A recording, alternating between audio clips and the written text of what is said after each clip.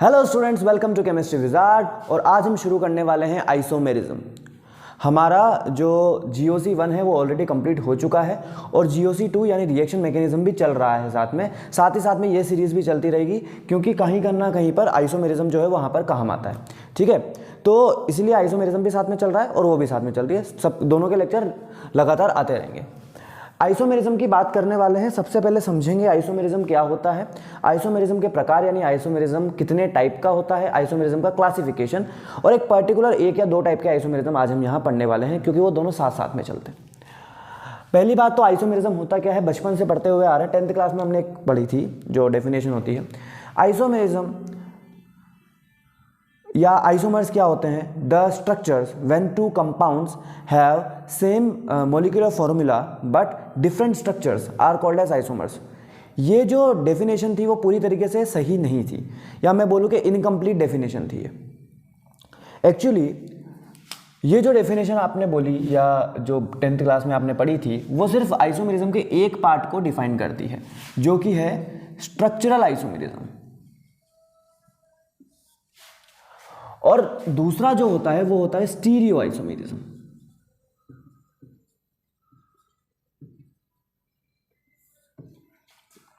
ठीक है, तो अगर मैं इसकी डेफिनेशन बोलूं तो डेफिनेशन की जगह अगर मैं शॉर्ट में लिखना चाहूं तो मैं लिखूंगा same molecular formula different structure. ये किसकी डेफिनेशन है? स्ट्रक्चरल आइसोमेरिज्म की या स्ट्रक्चरल आइसोमर्स की। स्टीरियो आइसोमर्स की अगर मैं बात करूं तो यूं लिखूंगा मैं same molecular formula same structure but different spatial arrangement.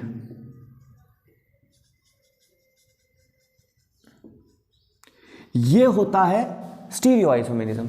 अब अगर मुझे बोलना हो कि इन दोनों की कंबाइंड डेफिनेशन क्या होगी, तो कि वो बिल्कुल भी कमी ना हो, ये भी हो और वो भी हो, तो मैं लिखूंगा same molecular formula but different physical and chemical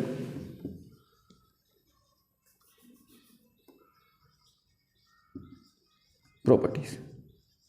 कोई ना कोई प्रॉपर्टी तो इनकी डिफरेंट होगी, चाहे हो सकता है बॉइलिंग पॉइंट में डिफरेंस हो सकता है मेल्टिंग पॉइंट में डिफरेंस हो, या उसकी रिएक्टिविटी में डिफरेंस हो, किसी भी चीज़ में डिफरेंस हो सकता है, बट डिफरेंट होगा। तो ये और ये को मैंने कंबाइन करके एक नई डेफिनेशन बनाई है, जो डेफिनेशन क्या है बिल्कुल सही है, ये भी इसको भी प्रूव कर रही है। सेम मोलिकुलर फॉर्मूला है, डिफरेंट स्ट्रक्चर है, तो डिफरेंट फिजिकल केमिकल प्रॉपर्टी भी हो सकती है। Stereo isomerism same molecular formula same structure भी है, बट स्पेशल अरेंजमेंट अलग है, तो भी फिजिकल और केमिकल प्रॉपर्टीज डिफरेंट हो सकती है। अब क्या है कि जो स्ट्रक्चरल आइसोमर्स है ना, वो इतने टाइप के होते हैं, 1 2 3 4 5। सबसे पहला आइसोमर्स होता है, सुनना ध्यान से, चेन आइसोमर। फिर होता है पोजीशन आइसोमर,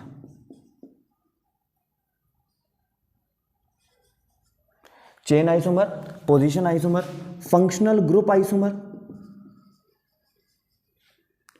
ठीक है,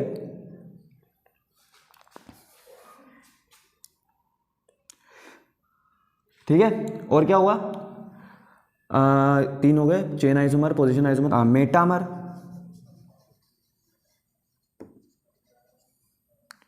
एक और रह गया, सॉरी, रिंग चेन बोलेंगे, रिंग चेन आइसोमर। और सुनो, chain, position, functional, ring chain, metamerism और टोटोमेरिज्म। अब बात करें अगर स्टीरियो आइसोमर्स की, तो स्टीरियो आइसोमर्स हमारे पास 2 टाइप के होंगे। एक होंगे कन्फर्मेशनल, चलो पहले कन्फिग्यूरेशनल, एक होता है कन्फर्मेशनल।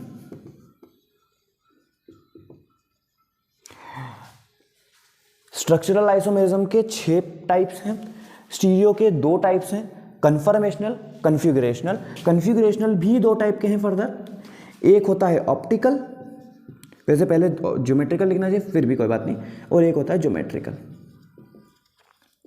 तो ये हमारा क्लासिफिकेशन है आइसोमेरिज्म का, कि आइसोमेरिज्म कितने टाइप के होते हैं। ये फ्लो चार्ट, ये डेफिनेशंस बहुत ज़्यादा इंपॉर्टेंट है, इसको फटाफट नोट कर लो, आप जल्दी नोट कर लें।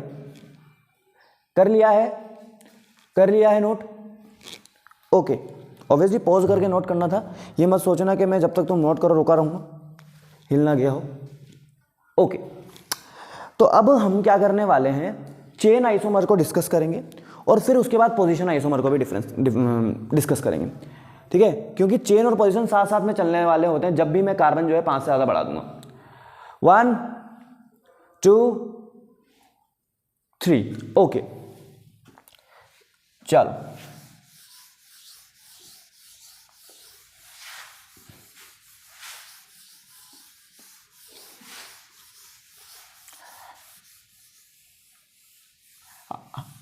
सुबह के कुछ बचे हैं 3 और हम पढ़ रहे हैं आइसोमेरिज्म। तो पहला है चेन आइसोमेरिज्म। चलो इसकी डेफिनेशन देखते हैं, एग्जांपल देख लेता हूं, उसके बाद चलो पहले डेफिनेशन समझाते हैं आपको। सुनो, सेम मोलिकुलर फॉर्म, यार मैं पूरा नहीं लिखूंगा, the compounds that have same है ना, समझ लेना, सेम मोलिकुलर फॉर्मूला है, different number of carbons in parent chain है, ठीक है। मिनिमम चाहिए फॉर एल्केन, मिनिमम चाहिए 4 कार्बन। वैसे एल्केन के लिए ना बोलूं, सभी के लिए मिनिमम 4 कार्बन चाहिए अगर आपको चेन आइसोमर बनाना है। इसको बोलते देखो 1 2, देखो यार हाइड्रोजन नहीं बनाऊंगा मैं, ठीक है, एक ये रहा और एक ये रहा, C4H10 के आइसोमर हैं। चाहो तो स्टार्टिंग के लिए बना देता हूँ CH3 H H H H, देख लो 10 है। यहाँ भी बनाओगे CH3 H3 H3 और यहाँ H, तो देख लो C4H10 C4H10, दोनों में C4H10, बचपन में पढ़ लिया था। तो C5 के बनाते, देखो इसको बोलते हैं आइसोब्यूटेन, क्या बोलते हैं, ठीक है, आइसोब्यूटेन बोलते हैं। वैसे ये नाम ठीक है, इंपॉर्टेंट है, लेकिन स्टिल मैं नहीं कहूँगा कि ज़्यादा कुछ पढ़ने की आपको ज़रूरत है इसको। सर और बताओ, मज़ा नहीं आ रहा। चलो C5H12 की बात करते हैं, कार्बन नंबर 5, 1 2 3 4 5। ये बनाए कैसे मैंने, देखो इस कार्बन चेन में 4 कार्बन है, इस कार्बन चेन में 3 कार्बन है, तो क्या हुए ये आपस में स्ट्रक्चरल आइसोमर, क्या हुए स्ट्रक्चरल आइसोमर। और स्ट्रक्चरल आइसोमर में भी कौन सा आइसोमर, चेन आइसोमर। 1 2 3 4 5, 1 2 3 4 और 5th मैंने यहां लगा दिया, इसको बोलते हैं आइसोपेंटेन, इसको बोलते हैं आइसोपेंटेन। लास्ट बचा एक और बनाते, 1 2 3 4 5, इसको बोलते हैं नियोपेंटेन। यार वो तो बोल ही सकते हो ना, 1 2 3 2 डाइमिथाइल प्रोपेन, वो ठीक है ना, आइसोमेर, वो तो IPSC सिंपल सी बात है ना, अंडरस्टूड है वो।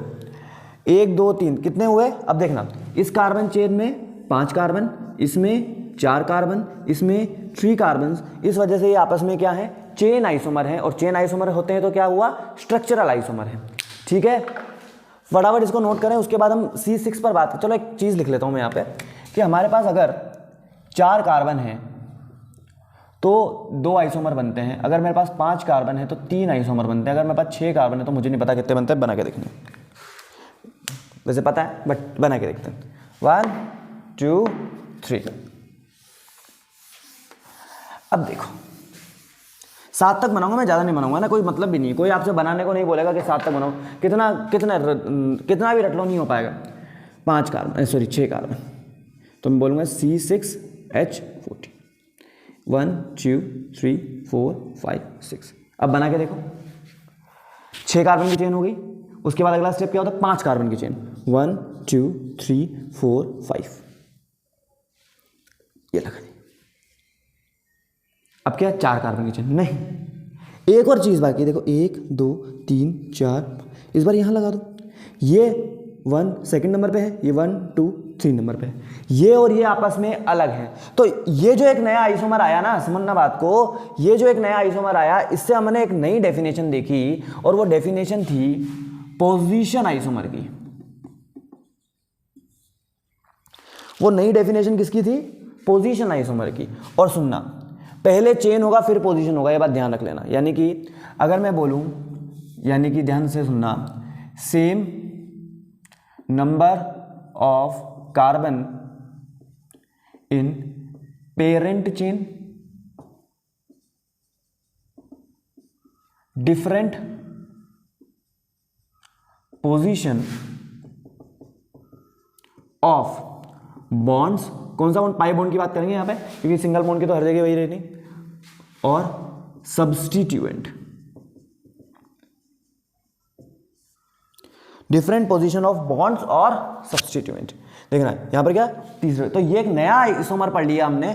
चेन और पोजीशन साथ में चलेंगे।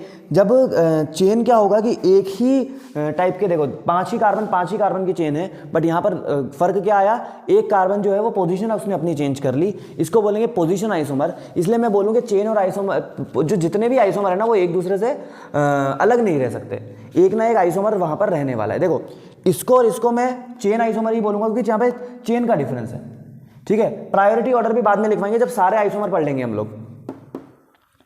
अब बात करते हैं बच्चों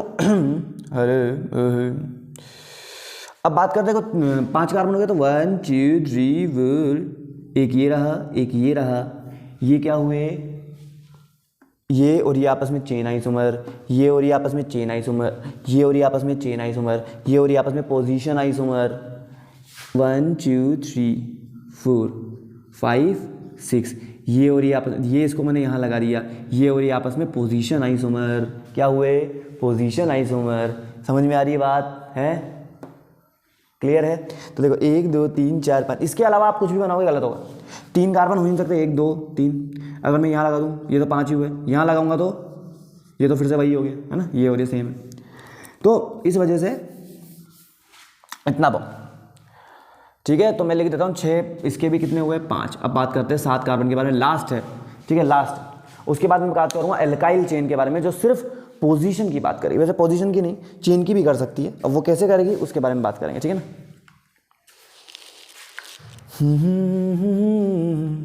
ओके, तो now we are talking about C7H16। चलो एक काम करते हैं, तुम्हारे लिए बच्चों, तुम्हारे लिए सबसे पहला मैं पूरा हाइड्रोजन के साथ बनाऊंगा।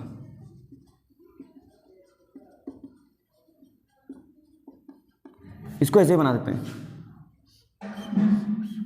1 2 3 4 5 6 7, ठीक है। ये बनाना आना चाहिए तुमको, लाइन है, लाइन फॉर्मूला। चलो अब क्या करना है, 7 की हो गई, अब 6 की बनानी है। 1 2 3 4, देखो ये बनाओगे ना तो हाइड्रोजन नहीं बनाने पड़ेंगे, ठीक है, क्योंकि ये बना के आ जाओगे तो गलत हो जाएगा। ये मैं अभी बना रहा हूँ ताकि तुम हाइड्रोजन तो खुद लगा सकते हो। हाइड्रोजन चाह रहे तो वैलेंसी कंप्लीट करनी है, लेकिन एग्जाम में नहीं कर पाओगे, एग्जाम में करनी पड़ेगी। 1 2 3 4 5 और 6, सबसे पहला यहाँ लगाएंगे, फिर 1 2 3 4, 1 2 3 4 5 6, इस बार हमने यहाँ लगा दिया। अब अगर यहाँ लगाओगे बच्चों तो ये और वो जो अगला वाला होगा वो सेम हो जाएगा। तो 1 2 3, इस बार इधर से करेंगे 1 2 3, 1 2 3 यहाँ लगाओगे सेम हो जाएगा। छी 1 2 3 यहाँ लगाओगे सेम हो जाएगा। समझ रहे हो बात को, यानी कि ये भी चेक करना है कि आप रिपीट ना कर दो। तो अगर मैं आप बोलूँ, इसको 1 बोल देते हैं, इसको 2 बोल देते हैं, इसको 3 बोल देते हैं। 1 और 2 आपस में क्या है, चेन आइसोमर। 1 और 3 आपस में क्या है, चेन आइसोमर। 2 और 3 आपस में क्या है, पोजीशन आइसोमर। 6 का काम खत्म हो चुका है। अब बात करेंगे 5 की। 1 2 3 4 5, एक लगा दी यहाँ, एक लगा दिया यहाँ, ये क्या हुए, ये और ये आपस में चेन आइसोमर, ये और ये आपस में चेन आइसोमर, ये और ये आपस में चेन आइसोमर। 4th नंबर का हो गया ये। 1 2 3 4 5 1 2 3 4 5 ये और ये आपस में पोजीशन आइसोमर, क्योंकि ये यहां लगा। समझ रहे हैं कि नहीं समझ रहे हैं? अरे बोलो यार। ठीक है, तो ये 5 6 बनाते हैं। 1 2 3 4 5 6 7 1 2 3 4 5 6 1 2 3 4 5 6। ओहो, ये नहीं हो पाएगा, जे ना हो पाएगा, लेकिन यहां कर सकते। अभी भी 5 हैं। ये देखो, एल्काइल सब्स्टिट्यूएंट, यहां पर 2 कार्बन थे, यहां पर सॉरी एक कार्बन था, यहां पर 2 कार्बन। एल्काइल चेन यहां पर क्या है? Chain isomers. ठीक है, पोजीशन 5 कार्बन की चेन है। चेन को क्या देनी है? प्रायोरिटी देनी है। चेन को क्या करनी है? प्रायोरिटी देनी है। 6 हो गया। 7 की बात करते हैं। 1 2 3 4, एक यहां, एक यहां, एक यहां, हो गया। 1 2 3 4 5 6 7। ये किसके आइसोमर हो गए? 1 2 3 4 5 6 1 2 3 4 5 6 7। ये किसके आइसोमर हो गए? बोलो। अभी तो बाकी है यार, ये सॉरी रह गया ये देखो 1 2 3 4 5 6 7। ये भी तो हो सकता है। और भी सुनो, 9th लास्ट है ये 1 2 3 4 5 6 7। ये है लास्ट आइसोमर। ये हो गए टोटल 9 आइसोमर किसके? C7 कार्बन के। 10 के और 11 के आप खुद बनाएंगे, नंबर बाद में बताऊंगा। कमेंट करके बताना कितने बने, ठीक है? तो देखना, ध्यान से समझना कि अगर मैं बोलूं आपसे 1 और 3 आपस में क्या है तो चेन आइसोमर, 1 और 4 आपस में क्या है? Chain isomer. बट 4 और 5 आपस में क्या है? Position isomer. 4 और 8 आपस में क्या है? Position isomer. 4 और 9 आपस में क्या है? Position isomer. तो ये पता ध्यान रखना कि पहले कार्बन की चेन गिनो, अगर उसमें नंबर ऑफ कार्बन सेम है उसके बाद जाओ आप किस पे? पोजीशन पे, ठीक है? अब पता क्या है कि ये तो बात की हमने एल्केन्स की, जहां पर कोई भी एक हेटेरो एटम नहीं लगा हुआ है। अगर गलती से हेटेरो एटम लगा होगा तो क्या होगा? 1 2 3। अगर गलती से कोई हेटेरो एटम लगा होगा तो क्या आप कुछ कर पाएंगे उसका? ये देखो 1 2 3 x। अब देखते हैं। अरे यार, इसको मैं ऐसे नहीं कर सकता, है ना? तो चेन आइसोमर्स के लिए आपको 4 कार्बन चाहिए मिनिमम। यहां पर पोजीशन के लिए 3 कार्बन चाहिए मिनिमम। पोजीशन आइसोमर, अगर हेटेरो एटम की बात करूं तो पोजीशन आइसोमर के लिए मिनिमम कितने चाहिए? 3 कार्बन में काम हो जाएगा। और देखो, चलो ये हो गया 3 कार्बन के लिए बात। 4 कार्बन के लिए देखो 1 2 3 4। एक हो गया यहाँ, सॉरी पहले नॉर्मल लगाते हैं। इसको बोलते हैं एन ब्यूटाइल, ये जो भी हो, मान लो इसको हेलोजन मान लेते हैं। तो एन ब्यूटाइल क्लोराइड। 1 2 3 4 यहाँ लगाओ। चलो सी लगा रहे थे ना सेकंड नंबर पे, इसको बोलते हैं सेकेंडरी ब्यूटाइल। 1 2 3 4 1 2 3 4। इस बार मैंने लगाया है, सॉरी है ना, ये तो हो गया। यहाँ ये लगा दिया मैंने Cl। इसको बोलते हैं आइसो। क्या बोलते हैं? आइसो। और बचा ये, बहुत गंदी राइटिंग हो गई यहाँ पे, इसको थोड़ा ऊपर लिखते हैं ना। ये हो गया आइसो और ये हो गया टर्शरी। तो 1 2 3 4। एल्केन के कितने बन रहे थे? 2। एल्काइल के कितने बन रहे हैं? 4। इसके एक भी नहीं बन रहा था, अभी कितने बन रहे हैं? 2। 5 कार्बन की बात करूं तो अलग ही बात हो जाएगी। 1 2 3 4 5। एक बन गया Cl यहाँ। 1 2 3 4 5, सॉरी यहाँ लगा दूं। अब ध्यान से देखना, यहाँ लगा दिए, ये अलग हो गया। ठीक है, 1 2 3 4। अब इसका चेन आइसोमर बनाया हमने। ध्यान से देखो बच्चों, ये और ये आपस में चेन आइसोमर है। क्या है? चेन आइसोमर, क्योंकि मेन कार्बन की चेन में कितने हैं? 4 कार्बन है। कितने हैं? 4 कार्बन है। देखना ध्यान से, इसको मैं कहाँ लगा सकता हूँ? 1 2 3 4। इसको 1 मिनट, है ना, 1 2 3 4 5 यहाँ लगा दो। ये और ये आपस में सेम नंबर ऑफ कार्बन है, बट पोजीशन अलग है Cl की। ये पोजीशन आइसोमर हुआ। क्या हुआ? पोजीशन आइसोमर हुआ बच्चों। अच्छा, एक और 1 2 3 4। यहां देखो, ये भी तो एक आइसोमर है। ये और ये आपस में पोजीशन आइसोमर है। ये और ये देखो, क्या था? Cl को हमने यहां उठा के यहां रख दिया। क्या कर दिया? Cl को यहां उठा के यहां रख दिया। क्या यहां पर हमने कभी भी ऐसा कुछ किया है? नहीं किया है। कहीं भी ऐसा हमने नहीं किया है। अब देखो लास्ट,